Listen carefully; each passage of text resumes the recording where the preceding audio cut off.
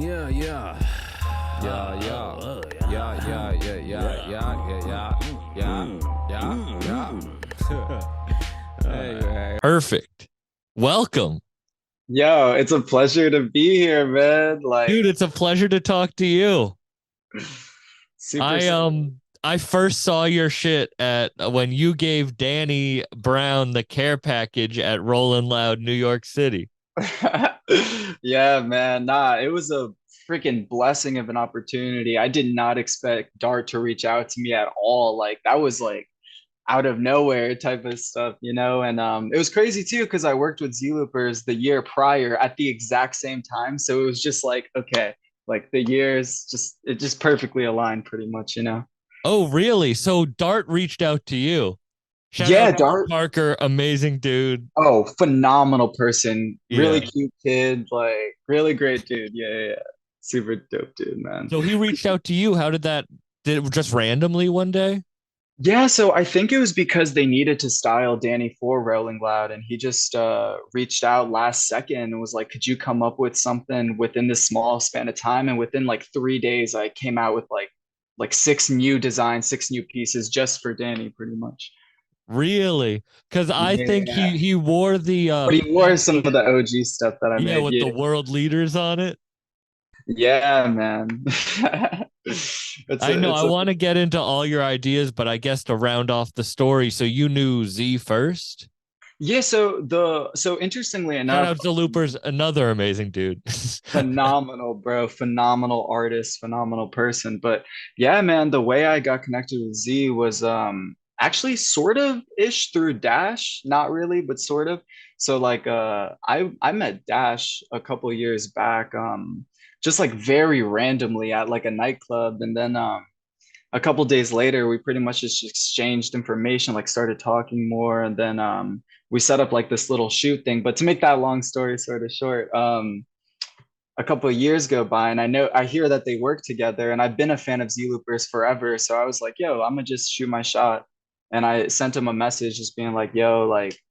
Here's like a piece that I think would match your aesthetic perfectly, just with the whole Crash Bandicoot theme he had going on at the time with his album. So yeah, man, I just cooked up that piece, sort of an inspiration of Z Looper's album, and he loved the piece, so he wore it for the Detroit Festival in 2021. The blue denims that I made, it was like a bunch of characters, 3D characters. I do remember that because I was at that show Oh last year yeah, so too. that was Yeah. my first. Yeah, yeah. Wow.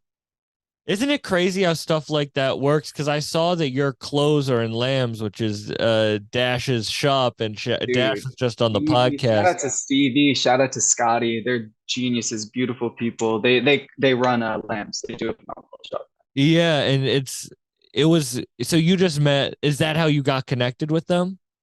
Well, so interestingly enough, Lambs opened up around the pandemic, and I was living in the city well, sort of like at the time I was going in between like apartment, like it was a weird situation, but I was in the city very often. And one day when I was walking around LES, like no knowledge that Dash was connected with Lambs at all. Like I walked in there, I met Joe Rowe, who one of the greatest photographers ever. He does some of the best black and white film photography, Joe Rowe. He does a lot of editorials for Dash. He did the album artwork for Dash. He did the photography for like Between the Lines and like all that stuff. Okay. Yeah, and nah, man. So I met him, and he was like, "Oh, you like." Somehow we got to talking about it, like how we both know Dash. And he was like, "Oh, yo, like we all like mess with them, all this stuff." So yeah, man. So you were hopping around, not having a place really, designing clothes, designing Yeah, what yes. you? Well, for me, I guess like my journey was sort of it's sort of odd. So like around 2019 probably I like was getting really into creating like murals sort of out of fabric. Like so taking fabric and trying my best to make like art through fabric, but not like for it to be like ready to wear necessarily. It was sort of more along the like higher end like runway type stuff. But then pretty much I went. Ugh, my bad, man. I'm just a little like all over the place. I just left the printing studio not too long ago. Oh, no problem. I know you're a busy dude, so and I'm going to a show after this, so we got it in right. But Dude, no, just like I wanted to know about how I guess you got to where you are with the designing. Yeah. So around like 2019, I stumbled upon this pop-up that was going on, that this kid Drew, also known as Kunai, was throwing, and he is a super talented cut sew designer. He does very like intricate, I guess, like taking like a lot of rework pieces, but also like original pieces, a lot of like I guess like irony, like ironic clothing to an extent. But anyways, I stumbled upon his pop-up and we started to talk. And at the time I was doing this like I guess artwork on fabric, and I showed it to him and he rocked with it. And I started helping him just in general around the pop up. And eventually he was like, yo, you can start selling your stuff here. And it did really well. So I just continued onwards, you know. So you weren't, it wasn't clothing, it was artwork with clothes. Yeah, originally it was just like hand done everything, like hand drawn everything. Like for me, my obsession with fashion is very different from my like love of art, if that makes any sense, because I see fashion as a very vain thing. Like at the end of the day, like fashion is not something I like see as like the primary art form. For me, it's like mainly the graphics and sort of like the messaging behind the fashion and like what it represents, if that makes sense. So it's like the merch for your art. In a sense, but then to add, I guess the like I do also appreciate, I guess, like higher quality materials and stuff like that. So I try to do like a combination of both, but that's what everybody says to an extent. So Yeah, it's not like, yeah. it's something I'm so ignorant about, but being around who I'm around, I start learning more about fashion and I start realizing it's funny. Someone, a stylist, Conway's stylist, once told me I was like, kind of like, I guess I didn't know what her job was, you know? And she was Yeah, like, for sure. well, when you see someone in a magazine or at an event and you're like, damn, they look good, there's like, it's a person behind it and it's the energy for that. And that Yeah. really changed how I thought about clothing and dressing. Dude, that's what makes this what it is, like Greedhead, like Mishka collabs in the 2010s. Like if you think about like what are statement times from like different time periods, right? If you look at the 80s, you think of Shirt King Fade, you think of like, Dapper Dan. And like if you listen to the music, you can sort of look at the music and the fashion and like this like coming together thing, right? And I sort of feel it was the same. It's the same throughout every single time period with music and with whatever, and I guess like for me my goal is to show appreciation to that and just like everything like try to combine it all so that 2023 fashion is like a thing, if that Well, makes I sense. was looking down because I wrote it down. Of course, it was kind of hard to do like research on you beforehand, Yeah. but I wanted to write it down because what you just said plays into the what it, in your about. It says post-Soviet societal critique. Yeah, for sure. So that's that. All right, I guess I can explain one of my collections just to give an example of like what that means, So Mhm. my background, like my mom currently she lives in Russia. A lot of my family members live in Ukraine. Like a lot of them live in Kiev, a lot of them live in Moscow. So it's sort of like, that's my background. And I guess it's interesting because growing up, I was taught that a lot of things that I now know are like really weird and wicked in a sense, that like we're okay then. So like for instance, I did a collection where I parodied this oil company by the name of Gazprom. And so this oil company, Gazprom, they have I mean, like all like oil companies, they have like a really bad monopoly over what's going on over there, specifically Gazprom. And pretty much I made a collection where I highlighted the oil spills that have happened within the past like 5 years that have not been talked about at all. Also, the fact that Gazprom is the main sponsor for Zenit, which is the biggest Russian soccer club. And so I grew up wearing so many shirts that said Gazprom, like the soccer club jerseys. So I thought, why not flip that on its head and be like, okay, y'all are going to rock Gazprom, but something that actually shows what Gazprom is, a Yeah. horrible oil company that should be is like should be out of the game. And so with a lot of the funding I got from that project, I donated it directly to Ukraine. So it's like you're wearing the Gazprom pieces, parodying Yeah. it, donating to Ukraine.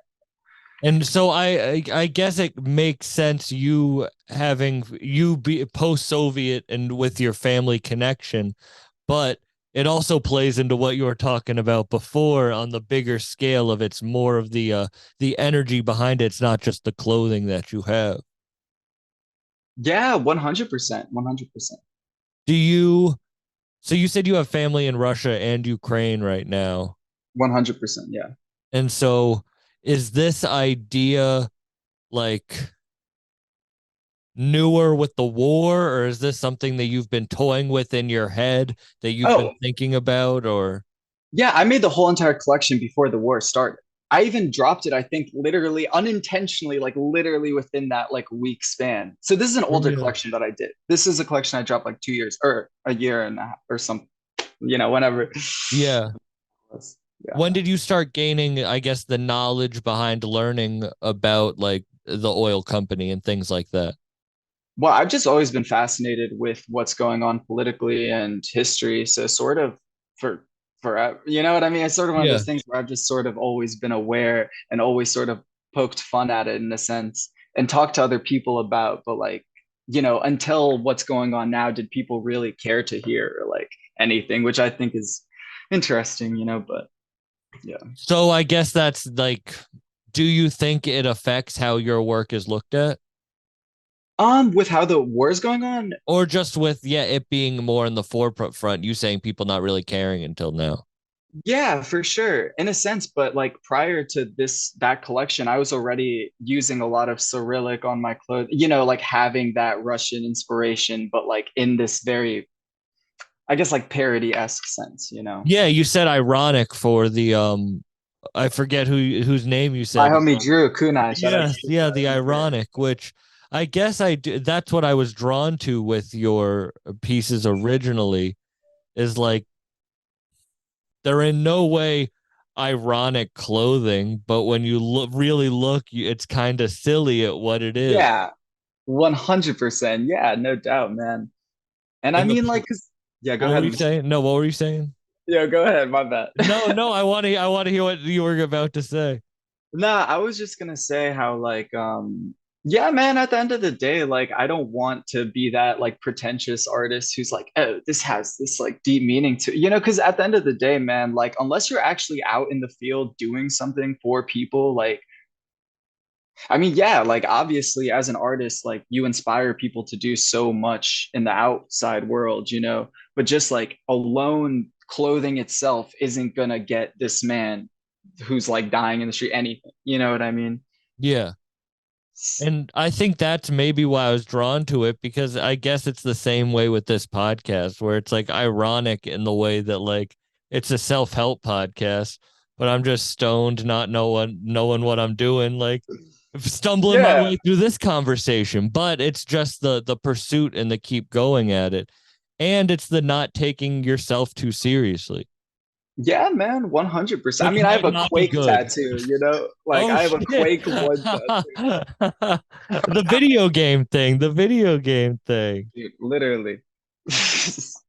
Um, do you think not taking yourself seriously is good or bad? Because I'll I answer it myself afterwards. For sure. So I think it's definitely there's a double-edged sword. It's a double-edged sword. For instance, I've lost opportunities because of the fact that I've just been like a little careless in a sense or not taking something as seriously as I should. But then also like I've been respected by people who I love because of the fact that I'm just like, I understand. Like I don't look at it like if somebody critiques my work, I try to take it as like I could do better. And at the end of the day, I'm not a designer like who like a lot of designers today, especially independent designers, like to compare themselves to people who are like 20 plus years in the game. Like I'm not about to compare myself to Margello right now, or Rick Owens. So I'm not going to take it like I don't want to take the critique like that, like if I was one of those people. So Is that the lane you see yourself in? no, no, I'm just giving an example of just like people who people compare themselves to. I mean, I try not to view myself in a lane, but like if I were to have to point out like what inspires me that like I want to aspire to be more like, it's like, pretty much a combination of like all the higher end designers who I've loved and all the streetwear designers who I've loved, sort of just like in one, you know. That's what everyone says. But still. How did the love for it start? Okay, it actually started because of the stand-up comedian Red Fox, a shirt that I found at a thrift store when I was 8 years old. It was so sick, man. It was like this embroidery of Red Fox, where if you look at it in a mirror, it like mirrors it so you can see his face, but up close you sort of can't. That's where my love for fashion started. That shirt and that moment, that's wild. Like that was it. I was like, yo, I'm gonna start rocking only like graphic tees that are like XL, double XL. So before that, it was you had never really thought about it. Before that, I was like 8 years old. So it didn't Yeah, but really at 8 year after that, you're 8 years old still, and you have this like crazy passion for it. Yeah, man. Well, for me, it was like an obsession with music and stand up and art and like general. Like it wasn't fashion at all at first. It was like how art looked like of like things that I like on fabric rather, you know. But in Mm. cool ways, like the embroidery, the really nice cotton of that Red Fox shirt, like the drapage of it was so unique, you know. But that's a way that your mind had to see things. Because I don't think I've ever looked at something that way. And at 8 years old, that must be ingrained in you. Yeah, man. I mean, because my mom, she would take me and my brother to Goodwill every single weekend. Like that's what I looked forward to every weekend, you know. Like now looking back at it, it's like it sounds a little weird, you know, but like it was like where you got the video games that like you couldn't find anywhere, you know, because we only had like a PS2 because we didn't have the newer game systems. So it was just like tight to go to a thrift store, cop like $1.99 Borat tee, just be like, yeah. And the video games, Yeah, man, I definitely have had an obsession. PS1, PS2.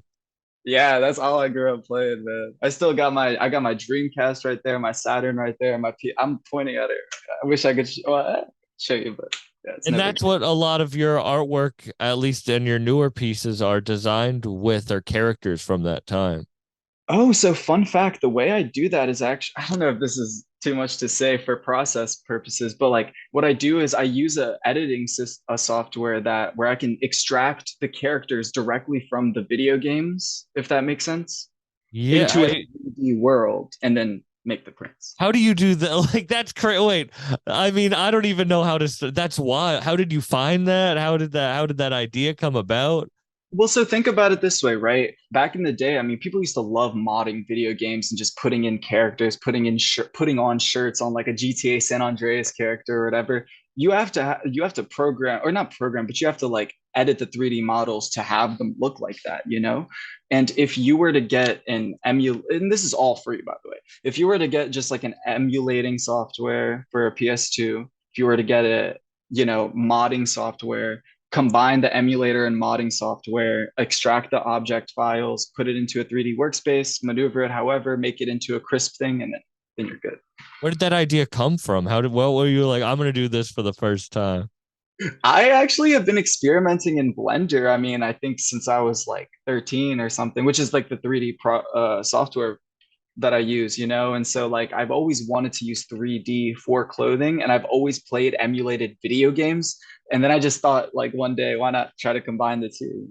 Yeah, it's so funny. Going back to the going to Goodwill when you were younger and seeing the clothes and thinking about that. It's funny. The two shirts you mentioned were Borat and Red Fox, and Yeah, like PS1, PS2 games. I was thinking about this the other day. How sometimes I think that I found out who I was on my own. Like 100%. I Yeah. found the path on my own.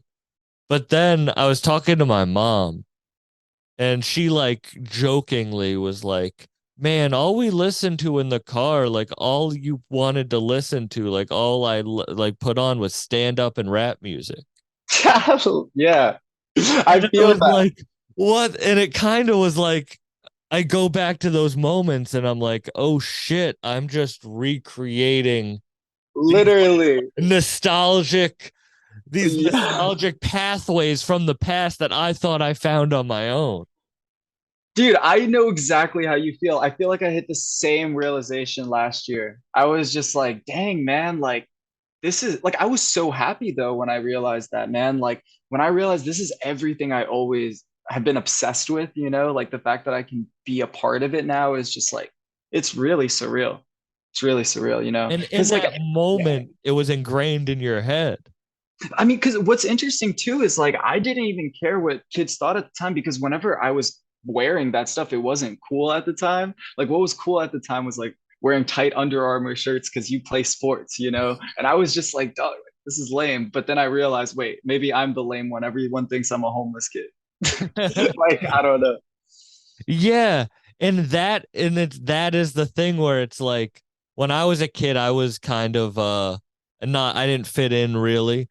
But in my head, I was like, nah, this Yeah, is gonna work out one day. This is gonna exactly, what I'm man. doing is actually cool, but it will work out one day. Those are Yeah, kids never that peaked. Like kids that peaked in high school or peaked in middle school.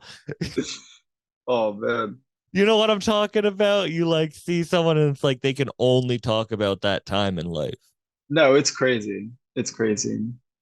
Wait, what do you mean though? In a negative connotation? You're talking Yeah, like, like yes, people that's what I who thought you like meant. I don't know why. For a hi second, I thought you meant in a positive. That's why, no, no, definitely not. But yeah, I was people who gonna, are like high school was the best time of their whole life, and their whole life is going to create that moment again. dude, The nah, man. comfortability of it.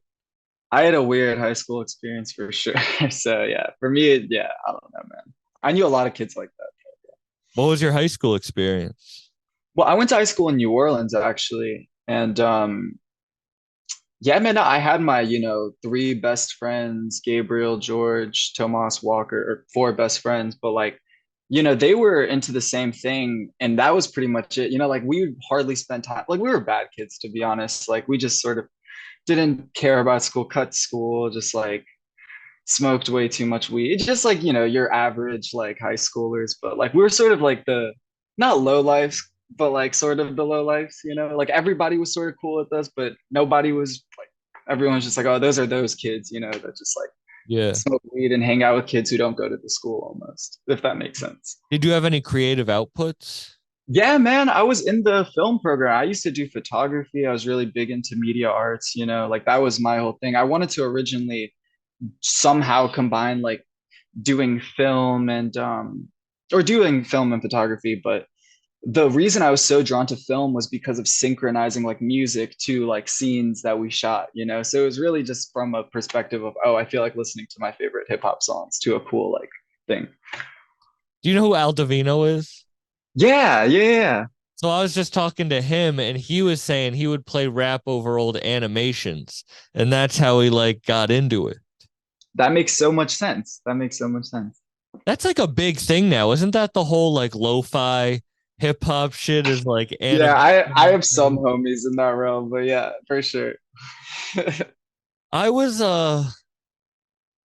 I never like now I feel like the reason the podcast works is because I was such a like I feel like a kid in the candy shop. Like I don't understand anything, but I love it, whether it's music or art or whatever. It's like all I can do is appreciate it, but I don't know the like deeper meaning to it. That's awesome, man, to hear that you're able to give people that deeper meaning through your platform. Like that's why I like your pod. That's why I think podcasting is dope in general, man. I've never like I've never like been a big podcasting fan necessarily, but throughout the past couple of years, like I've definitely gained an appreciation for the art form. I think it's the best way to learn. Like I didn't you were talking about being like a bad kid and bad kid. It's Yeah. because that wasn't your proper way to learn. But you know what? I will say that changes, man. Like I used to that you like reading and studying used to not be my proper way, but like as of the past like year, man, I've been obsessed with reading. Like that's my main thing. Like as a kid, I never read. Like I feel like the first time I ever read like a full real book by myself, I was probably out of high school. You But remember what now it it's was? Haruki Murakami's Kafka on the Shore. The fact that I can tell you what it is just like, dang. Like that Yeah. shows I didn't read. But now I really gain an appreciation for reading. Things you enjoy though. Yeah, I enjoy reading now, but that's because But I mean nobody reading taught me. things you enjoy. Oh, yeah. Well, yes, reading things I enjoy, and now it's just reading in general, honestly. Like, I feel like growing up I was told I was like a lazy kid, yeah, same, yeah. but it's like it was just because I didn't care about any of that shit. If I care about something, I'm not lazy at all. No, for sure. But I feel like at the same time, you know, I feel like it's the way it's taught rather than what the information is. Because I feel like anything can be interesting for me at this point. Like I just love reading about the randomest stuff, you know. Yeah. Well, So that's I why. No, yeah, what go. were you saying? I was gonna say like that was what switched in my brain. Like I went from like not liking the medium of reading to like loving it to the point where now I just read like whatever, just for fun, you know. And that expands your brain. But everything does, like podcasting would too, obviously, Yeah, you but know. I think some people think that if they learn more, they'll lose other knowledge.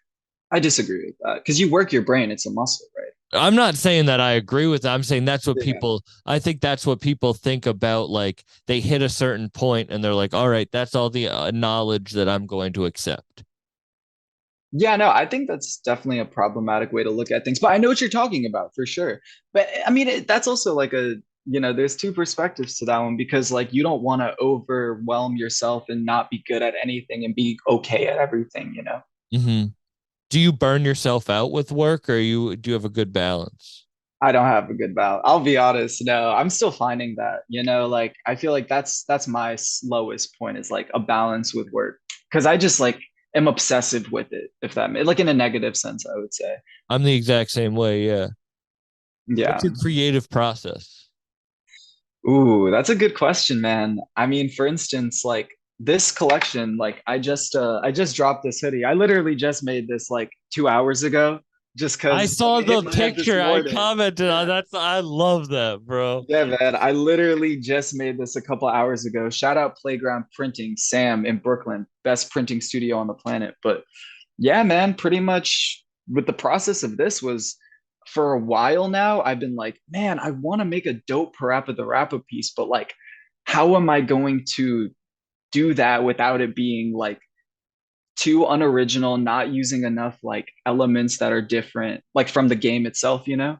And so what I wanted to do was it's like if you look closely at the piece itself, to like not make it just normal 3D, I added this like overlay effect on every character, but like using 3D models. So for instance, if you're wearing it, people are gonna look at you and think they're like, oh snap, am I tripping or something? So like that's That's what it's called, the tripping or yeah, like the psychedelic. psychedelic Parappa the Rapper. I was like, what am I gonna call this? So that is your creative process. You created that 2 hours ago, and then there was a drop on it right before the podcast. Shot the product shots here, man. I took my phone, just went, psh, psh, did I love Photoshop and all the Adobe programs. So I was just like, all right, let me make this look nice. And What are your experiences with psychedelics? oh my gosh. Ah, yo. Oh gosh. Yeah. I'm that's definitely a part of my journey, I would say, man. Like I don't know if this counts as a psychedelic, but the first like substance of that nature I remember trying with my homies.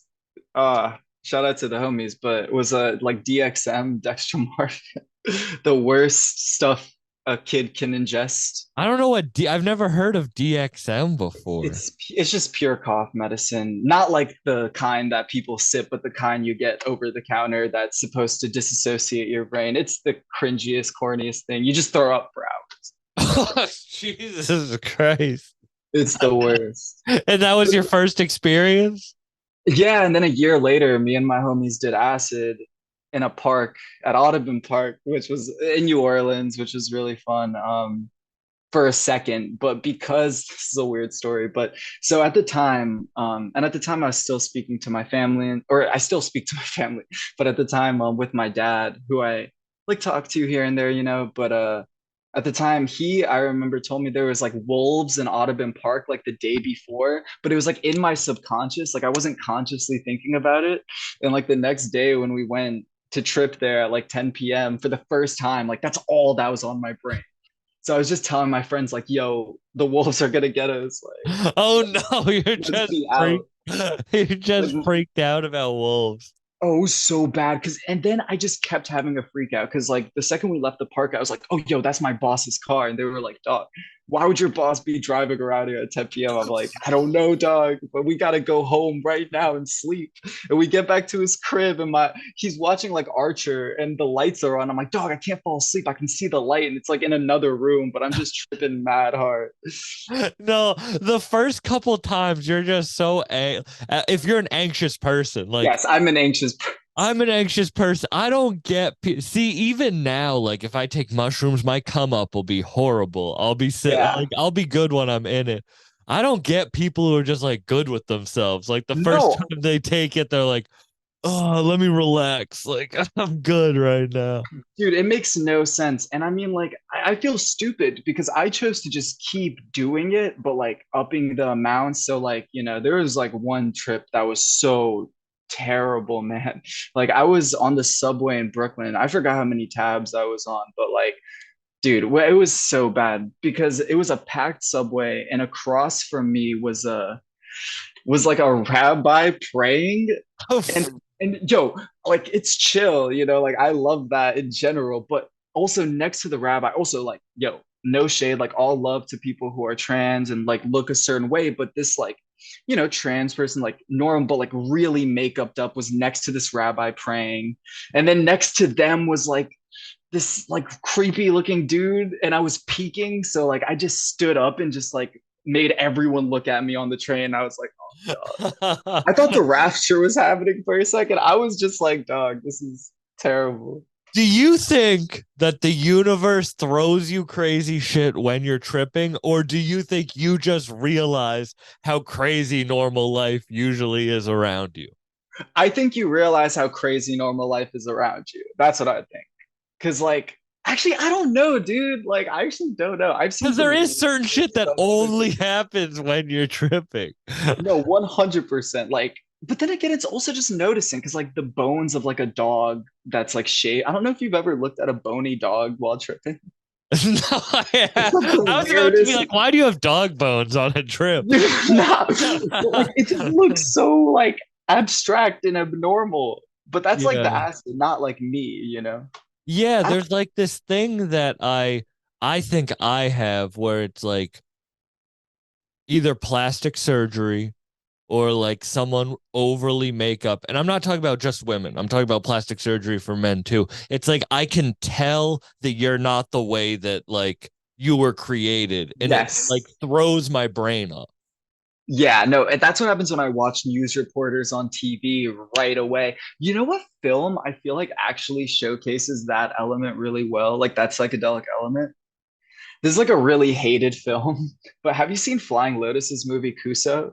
No, I haven't. I like weirdly like that movie a lot, but there's like points in that film where like they showed news reporters with like the exact like visual that you would see on acid, but they do a It's really good job. it's well, this is sometimes it is the universe just throws you weird shit. Like I don't know, this isn't connected at all, but it is. Yeah. Like a couple week 2 weeks ago I had a show in New York, and on my way home it was a snowstorm. I crashed my car. Oh man, sorry to hear And that. it's all good. The car's fixed, whatever. It's all good. And then last week I had a show in New York. Like same time I'm driving home. It's like 2 a.m. and I pass the rest stop that I crashed on a rest stop. So like right there. And there was an 18 wheeler completely on fire. Now there's no other cars around me. There's no cops. There's like nothing. There's nothing except for this 18 wheeler just on fire in the middle of the road. And it was one of those things where I was like, literally in my mind, I was like, am I tripping right now? Like, Yeah, is the universe trying to tell me with this like literally. image? Like, this is the rest stop from hell? Like, what the Yeah, dude, I think, nah, you're right. I think you have a very good point. I think that subway experience I had was most likely one of those moments. Because then again, I don't usually see that, to be fair. Yeah, yeah. Well, I'm also dumb as hell because I used to like, I've never taken Adderall in my life. I've never done coke. Like, I take mushrooms, weed, whatever. I don't Safe. really do, yeah. Yeah. But when I need to wake up, I would microdose on mushrooms. So You've on been these doing like that? long, well, this is dumb as hell because on these long ass drives, I'd be microdosing mushrooms Oh and just like man. seeing shit on the side of the road. Like it's such a small amount, but you get it gets you Well, still. does it lower your anxiety or does it heighten? Because I feel like microdosing can lower it in a sense. Because Have you I've ever I've tried it? yeah, I've microdosed, not I think the microdose amount, if that makes sense. Because whenever I tried like quote unquote microdosing, I did like zero point 0.5, which I think is not. I think it's like less to microdose, right? Because I still like felt it. Yeah, Which, point like one or point two is a microdose. yeah, so I've never like properly microdosed. I don't know if I could show like if you could see it on camera. See how my hands all scarred up? Yeah, I see the one like right there, like You right know on my that part. knuckles. I don't know. Oh, your My knuckles. knuckles are Yeah, all I see the scarred red. up. You can't really tell, but whatever. I stopped microdosing because I was like microdosing so much that I was like, you just need to start working out. So I go Damn, for dude. runs, and Do I you would smoke go, before you work out? yeah, uh-huh. I only can occasionally smoke before I work out. Like I have to be in the mood, you know what I mean? Yeah, no, I feel like I have, but Ellie, you're a thin looking dude. Like when I was giving you my sizes, I'm a fucking 46 waist, bro. Like who do you Yo, like? no, bro, you know Sharif, right? Like Yeah, that's the best yeah. homie ever. Like how to make the sizes right, you know? You have a 3XL t-shirt and a 46 waist. Like it's so hard for me to get merch and shit. Dude, I'm telling you though, I just found a Connect to 10XL, which is ridiculous, and I don't know what it's gonna look like, but I'm gonna start making like because I wanted to do like some like concert pieces for specific artists using like 10XL pieces that are just graphically like ridiculous. I'm gonna start doing that. Let me know because I wanna wear one of your fits on stage, but I want it to be I wanna fit it. Like I'll get it, but that's just let Yeah, me know when you do a 100%. drop with in my size. Yo, we can even do some specific like Sam Buck piece, you know what I'm That saying? would be Just for the crazy. stage. That So would be dope as hell. I'll be But super anyway, down. back to my scarred hand. I wasn't just showing you my Yeah, hand. go ahead. Yeah. I was I was microdosing. I was like, I need to work out. So I'd go on runs. But this it was on 4th of July. This past 4th of July, I took a too big of a microdose and I went for a run and I just ate shit. And I literally scraped up my whole How arm. did that feel on the substance? Did you like feel it more? Was it like 10 No, times? so it was more the embarrassment that I'm on a run, I'm all sweaty, and I just eat shit. And then there's a guy across the street mowing his lawn, and he just like, I fell hard. I'm fucking 6'4", 260. Like, I fell Oh hard. man. And so he gets up off his lawnmower and comes over. He's like, "Are you okay?" And I'm just tripping and upset. So I'm like, "I'm fine." And I just start running off again. Dude, that's so weird, And I man. got back to my apartment. I know he probably like, this is a crazy person. Right, right. I got back to my fucking apartment and I was just bleeding. My whole body was like my clothes were ripped up. I was tripping blood. So yeah, I didn't feel shit. Damn. It was the adrenaline. Man, that's intense. I mean, I have not had a lot of those experiences getting hurt tripping, luckily. Have you had any major injuries? In general, yes. The adrenaline, like I broke my arm pretty badly. Like I still have a pretty gnarly scar from it. Oh shit. Yeah. I don't know if you can see it, but Yeah. yeah, that was the surgical incision though. They had to place my bone back. What happened? Oh, it was stupid. I was just messing with the homies and just felt like this and it snapped here and did a 360 in the arm. It's never a cool story. No, not at all. Dude, you want to hear even a worse one? You see this scar on my finger? Oh yeah. Uh-huh. I was cleaning a refrigerator at my first job. I just slid it in half because I didn't notice this like sharp thing back there. Like kept going. I'm guessing you weren't good at jobs. Not to be, I wasn't either. Well, this is the thing. I was good at communication, but every other aspect, I was terrible, man. I worked at a snowball stand in New Orleans, and like I would always spill like everything over the cup. Like I would put not enough extract, too much extra. I just was not for that, if that But I makes mean, sense. like mentally, were you cool with like work and shit?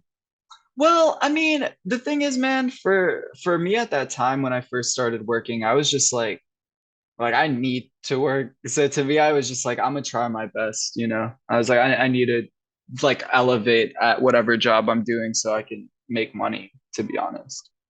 That I guess, yeah, because I had a real job up until the pandemic, like working and shit. But now I feel like it would be tough to go back.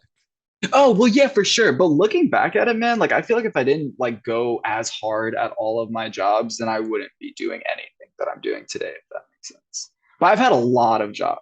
I've had a lot of jobs. You have to learn perseverance. Yeah, very true. I agree. You have to learn most things. Like most people, yes, like when you were 8 and you saw that red fox shirt, it clicked something in your brain that changed your path forever. Yes, when I met Jim Gaffigan when I was on my 10th birthday, like it Yeah, changed my life forever. But that's just like a little bit of inspiration. Like you really have to learn how to do everything. for sure, man. I mean, for me, I'm super blessed because like I worked at an acupuncture clinic with my brother Gabe. Like not my but pretty much my brother Gabe. He helped me out by getting me an opportunity to work with this acupuncture clinic in New Orleans. I worked at an aquarium for a while in New Orleans. I did the snowball stand. I worked at Medieval Times in New Jersey, like talking to people about like the randomest things. I worked at a Costco. I worked at a Victoria's Secret. Man, I've worked at a lot of jobs just to try to like make things work. When Um, did this brand, I'm sorry, what's the pronunciation of it? Miku. Oh, I can explain that Miku? story Yeah, too. I'd love to hear that. I'd love to All hear right. that. Yeah. Yeah, so my name is Misha, right? Or a.k.a. Mikhail, which is Michael in Russian. I mean, well, yes, Michael in Russian. And growing up, my family only called me Misha. My older brother started calling me Mikey when I was like, probably around like 10, 11. He started calling me Mikey. And then at school, because it was American school, it's like, for some reason to my family, it's like weird to go by the Russian name. So I would go by Mike to a lot of my homies. And my homie Sam, I say homie way too often, but my boy Sam, he was like, yo, Miku. And I was like, what is that? Because at the time I went by just mad names. So he just made one of, he's like, Miku Bird. I was like, word, I'm gonna just go by And it that. was Miku. there since then. Yeah. I was just like, whatever. Miku. Well, not there as in like I used it, but it was in the back of my head that that's what I want my name to be with like whatever brand it or whatever I start. And when did the brand start? Well, the brand officially started around the time I met Drew Kunai, who was the designer who put me on at 310 Canal Street. That was the address through Wallplay, and that was 2019. But the name, that's when I like officially was like, okay, this is a brand, and this is like I have an ethos, if that makes sense. Like I built an ethos. Prior to that, I already had Miku, but Miku was like there wasn't a defining ethos for it, if that makes sense. What do you mean a defining ethos? Pretty much like what how you explained how you brought up how I have it written like post-Soviet critiques using like 3D art or just using art in general for a post-Soviet critique. I guess like that idea wasn't crafted fully until 2019, I feel like. And do you have a moment it came to you? Um, well, it was sort of just always there, and then I put it down on like typing and like actually started writing out what plans I want to have for the brand over time and like what it is, color theory, like all that stuff. Like I did well because of my homie Oscar actually. He used to be he is a consultant actually and does a lot of web development for people, super talented person, but he convinced me that I needed to write down like everything. And I would say like that's really where I start, like when I professionally started. And before that, in your mind, did you have a moment that you were like, I'm going to take myself seriously? In a sense, yeah. But like it wasn't seriously in the sense of like, oh, this is gonna be what it is today. It was more so in the sense where like I want to take this seriously just for myself, just because like I want to be like my mom, because my mom's never sold her artwork. She's an artist as well. Like she's a painter. For instance, like she painted this, you know, as a representation of my life. Like she does a lot of Oh, paintings. wow. That's incredible. Yeah, like she does a lot of artwork and it's like combinations of like surreal plus realistic art, but she's never sold a piece of artwork because she grew up in Soviet Union where that wasn't her goal. Like her goal was to be a mathematician, like a scientist, whatever. And whenever she immigrated here with all of us, like it was then that she decided to try selling her art, but she didn't know how to, so she just didn't. So in a weird way, I'm like living through my mom because she never was able to do it, but Yeah. always like never wanted to, but sort of did. Yeah. But that does she how does she see what you're doing as that? As me doing it through her, I don't think Yeah. so. My mom clowns like a lot of things. No, she loves a lot of it, but a lot of it, she's like, come on, like who would buy this? Somebody, I don't know. Do you remember, like you said, video games? Do you remember your first memory of when the video games played into it? Into art or into my life? Into your yeah, into your like I guess yeah, yeah, yeah. Art, creative everything. process. Yeah.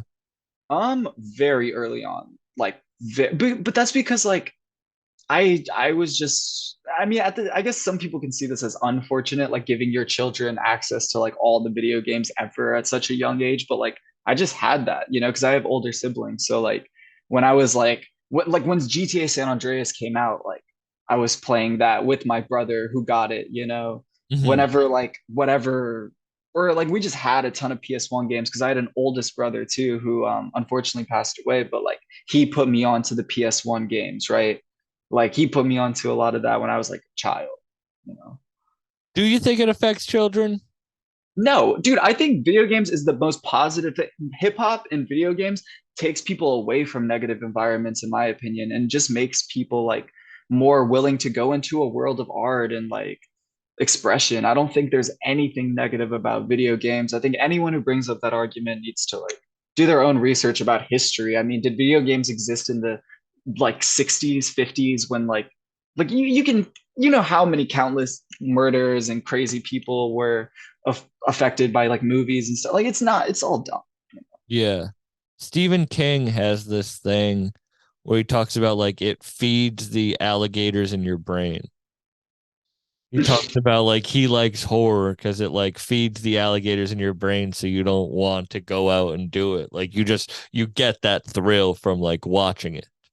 Totally. I think that's such a good yeah, I agree. I fully agree, man. I fully agree. Like I have homies who like like I introduced them to like stuff that they weren't introduced to as kids, and they tell me like, yo dog, like the fact that I wish I grew up playing this, like I wish I didn't grow up like in a weird environment. Yeah. Do you like horror? I love horror, man. I love horror. I make my girlfriend watch like horror movies that she does not want to watch, man. See, yeah, mine will not. Because I like gory horror. Like Oh, I love everything horror. Yes, gory. You should really watch Flying Lotus's movie, I Kuso. will. It is disgusting. It is Did you watch great. Terrifier? No, no. Oh, that was really good. Watch Terrifier, which is like Terrifier? super low budget, but then Yeah. Terrifier 2 just came out and they like gave it a real budget. And Oh no. it's like the goriest horror movie, you know? But I enjoy it because it's like my sense of humor. I think about Yeah. it like how people think of like people are into super intense porn. It's like you went through all the normal stuff, so you like the crazy shit. It's I like hope you're I've not on the Faces of I don't like crazy porn. That's No, I'm not what saying I'm the Faces saying. of Have you seen Faces of Death?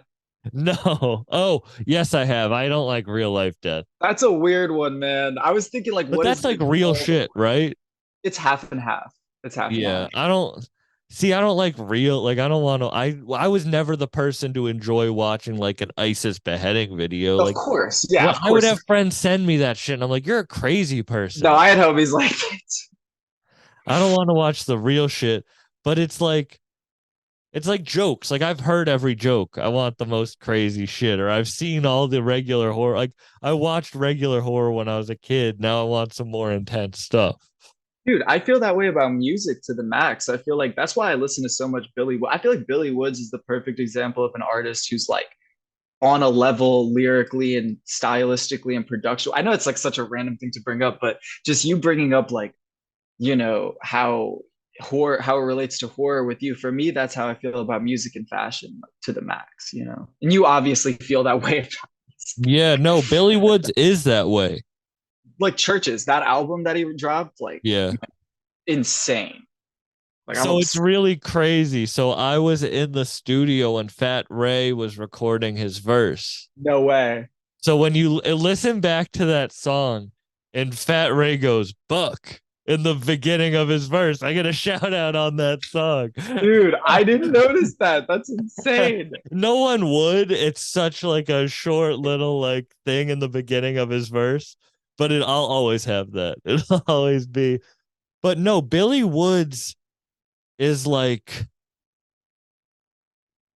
it's definitely I'm not gonna say there's no happiness to it because that comes across really rude and that's not true, but it's like it's the bare essence of feeling. I think it's a great way to put it. Yeah. And I think I do like that in my music. I don't want some poppy, easy to listen to shit.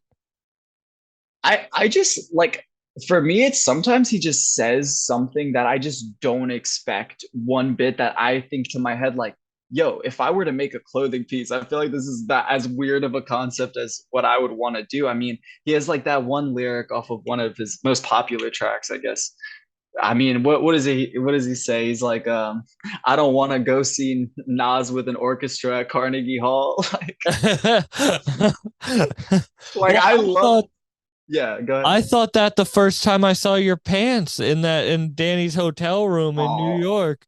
For real though, like I'm like, is that fucking is like Saddam Hussein? Is that fucking like Yeah, but there's some Easter eggs on those pants that very few will know. Like Ray Nagin, the mayor of New Orleans during Katrina, who was caught on like the worst corruption as of recent. Zhirinovsky, he's the leader of the LDPR, the Liberal Democratic Republic of Russia, but like they are far from that. They are the most conservative, like nationalist group. Also, Zhirinovsky died last year, crazy enough. Like after I made the pants, which is weird. oh really?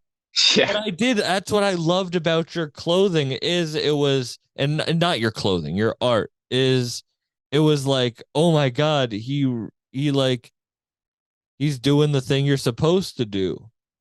Oh Push, man, I which appreciate doesn't sound like what you want, but it is like you're to me, you're it. pushing Right. boundaries and creating something new, unlike anything I had seen.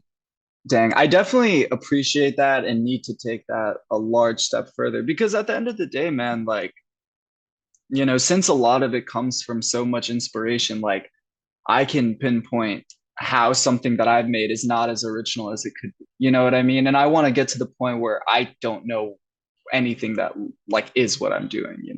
I'm still not like, I'm close to there, but like I feel like I still need to make that one defining statement that's just like nobody's ever done this graphically. And what do you think the medium of that is? Fashion, but I think the way I want to do it through fashion is by doing, oh, so I also dabble in cutting and sewing, and now actually like the actual fashion aspect of clothing. Like for example, I work now with a sample maker manufacturer. Whenever I do those pieces, like the blue pants that Z Loopers wore, for instance, are handmade. Not by me, by Drew Dems, actually, who's a phenomenal sample maker. He actually even worked with HBA. And so, yeah, like he helps me do the actual cut and sew process when I wanted to be there. And I guess like that's the elevated sense of the clothing that I want to make in like times 10 it, like do a really intense pattern, but is all graphic based. Yeah. And when you started, was that the vision you had, or is that changed over time? Well, interestingly enough, like the very first vision I had was to, which I think in a weird way is internally what a lot of artists want to do, is like create something that when you look at it, you like debate whether or not like there's an illusion, or like you look at it and you're like, oh, there's like a psychoactive thing going on in my brain right now because I'm looking at this. Sort of like when you look at Van Gogh's The Chair. When you look at Van Gogh's The Chair, it looks weird. You almost think you're like tripping, but it's like you're not. And also, I stole that from Aldous Huxley. He wrote that in one of his great short stories, Heaven and Hell, I believe. He wrote about how like if you look at Van Gogh's The Chair, you almost feel the same as if you're on mescaline, you know? because at that time he was experimenting with mescaline. I think that was like in the 50s or something like that. But And that's what that's goes what to you my, wanted to create yeah, like I want to create that feeling that Aldous Huxley got when he looked at Van Gogh's The Chair, you know? in the way that you created that hoodie 2 hours ago. Yeah, I guess I want to do that. Yeah. Yeah, I don't know, man. That's just a funny thing that you're saying. Like that was the thing, and that is the exact way that you described the piece that you put together. Yeah. Yeah. What would you think your younger self would think about what you're doing now? Oh man, my homie asked me this the other day. I would be really tripped out. Like totally tripped out. But then again, I was an annoying kid. Like I was not the same person in terms of my like actual personality, if that makes sense. Like I've internally came to such a change in the past 5 years, 6 years. You know, like prior to this past 6 years, like I was honestly like on a bad route, you know. Like I What was changed it? not cool. Yeah, I was lame. I was such a lame man. What changed it? I think I realized that like there is like a like people matter, you know, like being a D-bag is never a good thing, you know, like treating like you know what I mean? Some things that people realize when they're children, I realized like 6 years ago. So Was there a moment? there was, I think, a couple moments specifically, and I don't want to say anything bad about anybody, but this person who I was sort of like hanging out with or whatever, you know, like I just realized how negative the situation was. And like the second I pulled out and started having really bad withdrawals from like at the time I was like really badly addicted to benzos. And so like I just like was going down such a bad path. Like I can't even see myself in the same light that I was in 6 years ago. 6 years ago, I was like dang near dying from benzo, like withdrawals and like after I stopped, you know, because I was like doing a lot, you know, like a lot of Xanax, Yeah. but like not like like you know what I mean, like in the worst Yeah. way possible, like in the lamest way you could be using that substance. So And what made you change that?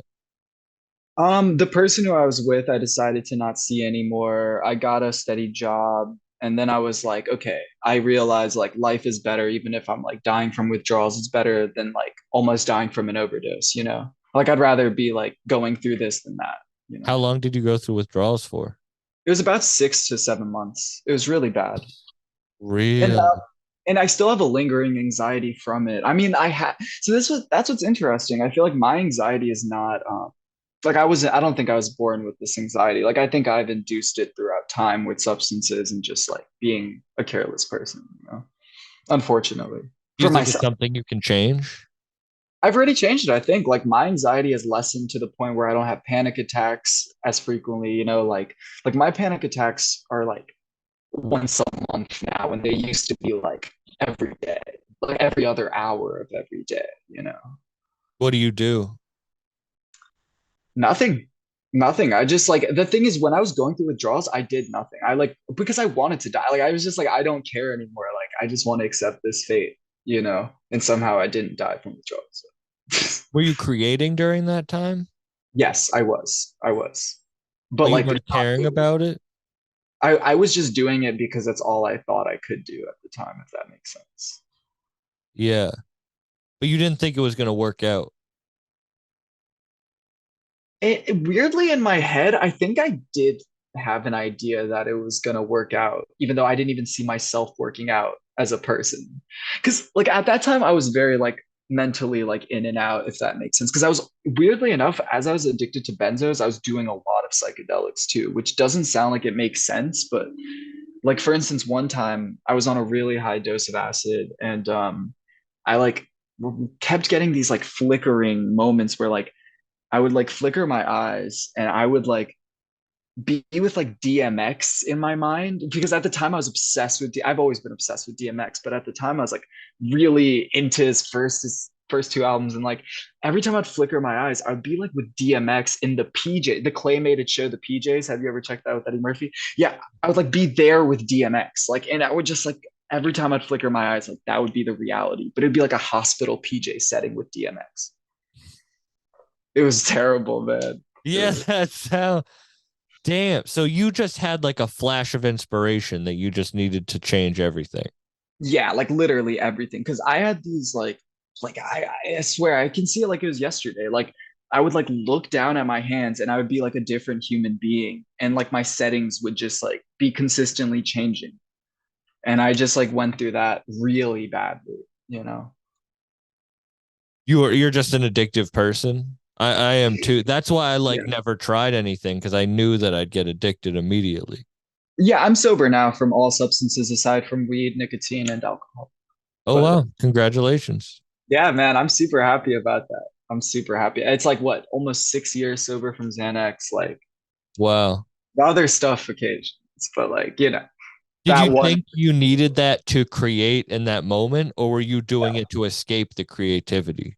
I was doing it to escape the creativity. And that's true for me. And like, I have a very different approach to my art than other creatives because a lot of creatives can create under the influence. I personally just can't, you know? Like it sucks to say, but I just can't do it. I try hard. It never comes out as good as it does when I'm sober, How do personally. you find the muse? I don't. I think there's just I like right now I already have like 20 other ideas like I had the prep of the rapper idea, but just like with other things. So I just sort of whatever first one comes to my mind in the morning that I really want to dive into that I've been reading about, it's like, okay, that's what I'm gonna use as inspiration. It's usually music, weirdly enough. Yeah. Or is there someone you're inspired by right now? Music wise, Yeah.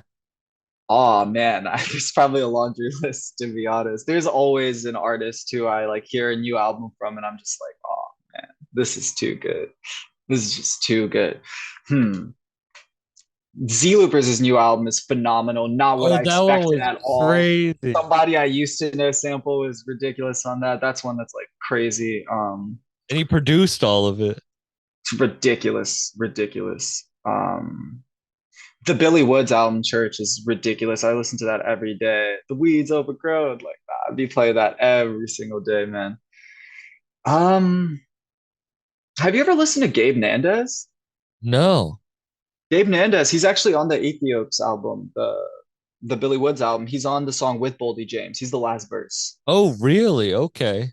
Yeah, yeah. Do you remember that verse? It's like the last verse on the album. I'm gonna have Or to on check the it on the out track. again. But I'm always down to. I'm always looking for new artists to find. Yeah, so Gabe Nandez, super talented artist. I've been listening to him. He's super good. He's on POW Records with like Sharif. He's on the same record with him. Oh, really? Yeah, yeah, yeah. What is you? What did you say? You said hyper accelerated in your in the thing. You said hyper Oh, accelerated too, which I think is something I think about with content. Like because I have such an addictive personality, I'm addicted to like wanting to find all the content I can, like listening to everybody, finding everything to for almost a sure. detrimental level. Yes. No, I feel you. Oh my gosh. Also, as you're talking, I just thought about like a couple other names. 454 is killing it. I mean, he has been killing it. Have you listened to him before? No, He's sick. He's from Florida, super talented artist. He four does like, five four. yeah, 454, super talented. Also, Shawnee bin Laden. I've been Oh bumping. yeah, yeah, yeah. Five. Yeah, for the past like couple of years though, but he's been releasing new stuff. That's great. Man, Polo Perks. Have you heard Polo Perks No, before? you're putting me onto a hell of a lot of people. Dude, he's a great artist. He does a lot of like sampling of like Mr. Brightside, but to the drill beat, but like perfectly, like Oh, he I'd love to check that out. See, yeah, no. Polo Perks. Polo Perks, All right. dope, dope artist, dope artist. Yeah. But about the obsession with new content. Yes. Yeah. So I mean, for me, man, like luckily, like, dude, I was always like not a social media person, but now ever since I've started this brand, like social media has been helping me out a lot with finding new artists, like new stuff in general. Like, because I mean, 9 times out of ten, when some of my homies who I trust musically like repost a new artist, they're usually pretty accurate on how good they are. So But a lot of your art is inspired by not modern. yes, oh for sure, yeah, not modern, not at all. Are you asking for some? What are some of my like No, influence? I'm just asking why. I guess I was trying to figure out why you're like what late 90s, early 2000s obsession. Oh yes. So there's so many artists within that world that I can name off that I listen to almost every day that like put me in that headspace, you know? I But was I just just talking mean to my about the boy. era, like do you want your like you get inspired by artwork, whether it be video game stuff from like when you were younger, Yeah, but more I would than never now? want to mimic the style. So I want to utilize like some of the elements from that time, but I wouldn't want to make like an early 2000s piece, if that makes sense, you know? Yeah. Yeah, is this is an ignorant question, but is it harder to use like new video games, like taking a character out of a new Easier. video game? Weirdly enough, it's easier. And there's also a lot of Russian websites where people have already taken out a lot of new video game characters that I can just sort of go there and be like, all right, And yeah, do you only like the games you pick? Do you have like a like the Parappa the Rappa? Like, yeah. has that something you've been sitting on, or did one day you just like thought about it and you're like, oh, I'm gonna create this? So it's something I've been sitting on, forgot about, then thought about, and was like, why haven't I just done this yet? That's sort of that. Yeah. That's what I love, and that's what I hope people get inspired by. Is like, again, as you could probably tell by this, I don't know much about that world, like the fashion world, and but the creative process for everything is the same. Very true. Like that's how I come up with the jokes. Like I'll forget about it and then it'll come back in my head and I'll be like, why did I never do that joke? Or why haven't I done that joke in years? And then it'll come back better and it's like, oh shit. Yeah. No, for dude, 100% actually. The Russian capsule that I did about Gazprom and the capsule that I did against the Russian police, I did like a big anti-Russian police capsule. And those two, I've been sitting on thought-wise since probably met Drew, like probably around 2019, but I only released it or like came up, like really did it, made it come into fruition, 3 years later, 2 years later, whenever that was. Have three you years ever been over to Russia? Of course, man. Yeah, man. Of course, I've been to Kiev, Russia, like or Moscow, like all the places. Like that's where the fam are at. Yeah, Yeah. I've always wanted to go. you should check it. It's beautiful, man. I love it. Not trying to sound weird, but I do like it. No, yeah. Is it is it like you can go over there now? No, I And can't. like you can't travel at I all. Yeah. can't. I can't go there. My mom to come here for my brother's wedding last year. She had to like first of all, the tickets ended up being like over just imagine like quadruple the price you'd ever pay on an international flight pretty much. Also, you're like very limited towards like what you can bring back. Like it's really trash. It's a really trash process. Yeah. Yeah. Do you think that's what it's going to be for the foreseeable future? Maybe for the next year. I don't know. I just have no clue, to be honest. Because like for instance, like my mom told me the last month or two, she was like, "Oh, I have to figure out whether I'm gonna get citizenship or whether I'm ever gonna come back to the US due to like citizenship stuff. Because you can't, they're gonna stop doing dual citizenship, is what my mom was telling me for Russia and the US. So she's gonna have to like choose in a sense, and she's probably going to choose Russia because my grandmother's there, my dog is there, and that's like a scary reality if I can't visit her and she can't visit me. Yeah. So you did you ever live over there? So not officially in a sense, because my dad, he's a quantum mechanic researcher and he got a grant opportunity to work at Northeastern University to do quantum mechanic research. And that's why we immigrated to the States. So it was sort of like, pretty much off the bat. Were you born over there? So I was born. It's a weird situation. So I pretty much have a birth certificate in both places. It's a weird Okay. situation. Yeah. You were like born on the plane. Type B. Why No, not? I'm just but you moved around a lot. Like you said Yeah, you yeah, grew up yeah. in New Orleans. New Yeah, Orleans? Illinois to New Orleans, New New Jersey, Orleans, that's how you're supposed to say it. New Orleans. I don't know how you're supposed to say it. I was a New Orleanian living there, so you know. But New Orleans, I feel like no one really says that. Really? New Orleans, if you're from the, I feel like people there say New Orleans. I always think of that one Wale line. I don't know if you've ever heard that song with Currency and Wale. He's like, black and gold diamonds, like I'm from New Orleans. Okay. that is that is so funny. And that's something I realized now being in the music, like seeing rappers in the studio is like, Mhm. oh yeah, if they mess up one word, like they're just gonna sometimes keep it, because they just get Yeah. the verse. Like a lot of rappers don't punch in like that. Like they're just gonna rap the verse. And now when I listen to him, like he just messed up the grammar on that or said no. I'm like, oh, it was in the moment. I get it. Yeah. Dang, that's hilarious. Yeah. That makes so much sense. I bet Wale was, yeah, that was definitely not on He's purpose. probably just like fucked up one night and they record it wicked late and he's like, just put it out. Oh, dude, that's another artist who inspires me so much is Currency. Currency, because I lived in New Orleans, so like interestingly enough, Currency's work ethic, like his mixtape series, is that he released in like the early, or I mean, the late 2000s, like 2008 to 2012, like the amount of mixtapes he had, like that inspired my understanding of like art in a lot of ways, because he would sample, like everything would be like sampled. And just, yeah, putting out, he inspired me in that way where it's like there's never too much content. And also he's just consistent. Like I love his music personally. I've always been obsessed with his albums. Is it hard, like, all right, you have an idea, but you just did a drop? Like, can you do a drop whenever? Is it hard to be like, space the time that people are going to buy your shit? To be honest, I mess up a lot in this world because I am very impatient because of my anxiety. So I like want to drop whatever I have, and sometimes I'll do it at the wrong time and it doesn't work out. Sometimes I'll like really wait it out and just like sit patiently, and then I'll drop and it does like ridiculously well. There's a big difference. There's a big difference. But I hate waiting on shit too. Yeah, I yeah, just no, want I exactly. want that instant gratification. This is the first time I've ever done something like this. This is the first surprise drop I've ever done because of how much I liked this. So I was just like, I'm just gonna put it out. I like this. Wow.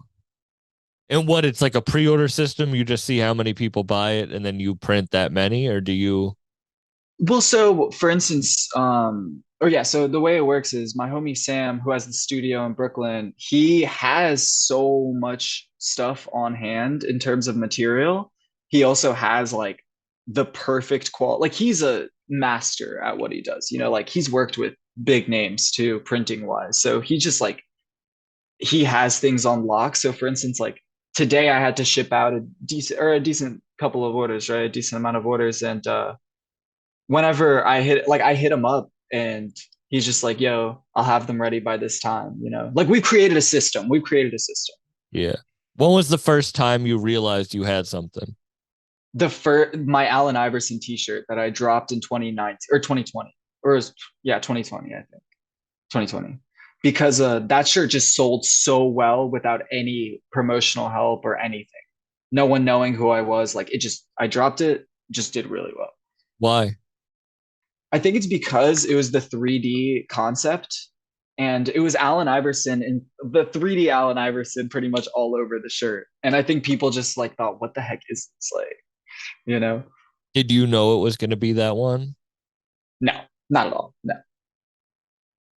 no. To be honest. You thought it was yeah. What did you just put it out thinking it was going to be? I thought it was gonna be tight. I was just like, yo, who doesn't love Allen Iverson? Who doesn't love NBA 2K2 on the Dreamcast? Why not combine the two? Where'd the idea come from? Well, that was my favorite basketball player my whole I mean, I feel like this is so stereotypical. So many people would say this. It's just like, yeah, I love Allen Iverson. Yeah, I don't know. Yeah, but you could love Allen Iverson, or you can love Allen Iverson so much that you get inspired, make True. a piece of clothing that was the first time that now a real brand that you can be Yeah. like fully proud of was created off of that piece that you were so inspired by him by. No, true, true. And I mean, Allen Iverson was the first fashionable basketball player in my eyes. I bet there's like a million prior. Like, so don't get me wrong. This is a very personal perspective. You know, to me, he was the first like fashionable player in a sense. Not okay. Take out the word fashion. The first like player who I saw and I was like, yo, I dig this style because at the time I was rocking like whatever. Yeah. Like he was the only player who I related to in that sense, which is what a lot of people say. You know. I But don't know. not a lot of people do it. In that moment, do you remember like creating that shirt? The graphic Yeah, the graphic.